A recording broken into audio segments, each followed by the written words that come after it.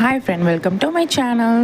Tiffin box menu பார்க்கலாமா? இன்றைக்கி morning என்ன சமைச்சேன் அப்படின்னு சொல்லிட்டு இன்றைக்கி மார்னிங் கொஞ்சம் லேட் ஆகிடுச்சு. ஸோ வேகமாக படபடன்னு எழுந்துச்சு பண்ணியாச்சு. மொத்தமாகவே மார்னிங்க்கும் ஆஃப்டர்நூனுக்கும் சேர்த்து சாம்பார் வச்சாச்சு. காலை இட்லி வச்சாச்சு, சாம்பார் வச்சாச்சு. இவனுக்கு ரைஸ் வச்சு சாம்பார் வச்சாச்சு. அது என்னென்னு பார்க்கலாமா வாங்க.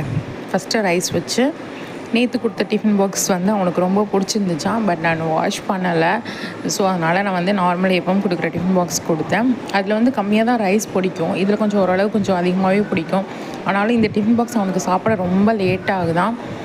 ஸோ சின்ன டிஃபன் பாக்ஸை எனக்கு வச்சு விடுமா அப்படின்னு சொல்கிறான். எனக்கு மார்னிங்கே அவன் கம்மியாக தான் சாப்பிட்டு போகிறான். ஆஃப்டர்நூனாவது கொஞ்சம் அதிகமாக சாப்பிடட்டுமே பசங்க கூட சேர்ந்து அப்படின்னு சொல்லி தான் பெரிய டிஃபன் பாக்ஸே வைக்கிறது. பட் அதுலேயுமே நிறைய குறை சொல்கிறான். சரி பார்ப்போம், இன்றைக்கி வச்சு விட்ருக்கேன், எப்படி சாப்பிட்டு வரான்னு பார்ப்போம். அப்புறம் வந்து அவனுக்கு வந்து கொஞ்சம் அல்சர் இருந்துச்சு உதட்டில். அது கொஞ்சம் இப்போ பரவாயில்ல. நேற்றுலாம் மோர்லாம் கொடுத்தேன், கொஞ்சம் ஓகே ஆயிடுச்சு. ஸோ வந்து கொஞ்சம் லைட்டாக சாம்பார் வச்சு, இல்லைன்னா தயிர் சாதம் வச்சுருந்துருப்பேன். இன்னும் கொஞ்சம் சரியாகலை அப்படின்னா நம்ம தயிர் ஒரு 2 days கிட்டே கொடுத்தாவே அது மேக்ஸிமம் சரியாயிடும்.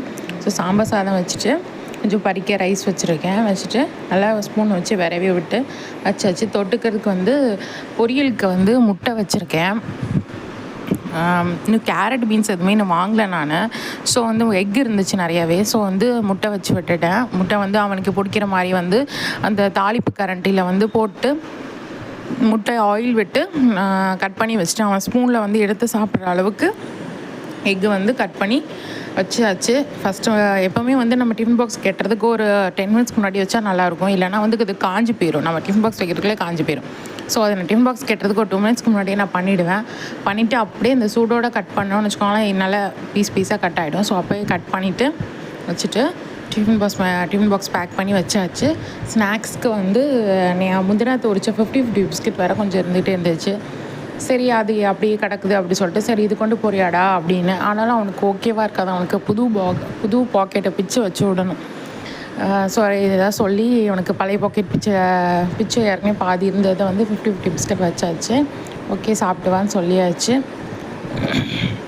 அவ்வளோதான், தண்ணியெல்லாம் வச்சு ஸ்பூன் வச்சு ஓகே ஆயிடுச்சு. என்னோடய சேனல் பிடிச்சிருந்தா லைக் பண்ணுங்கள், ஷேர் பண்ணுங்கள், சப்ஸ்கிரைப் பண்ணுங்கள்.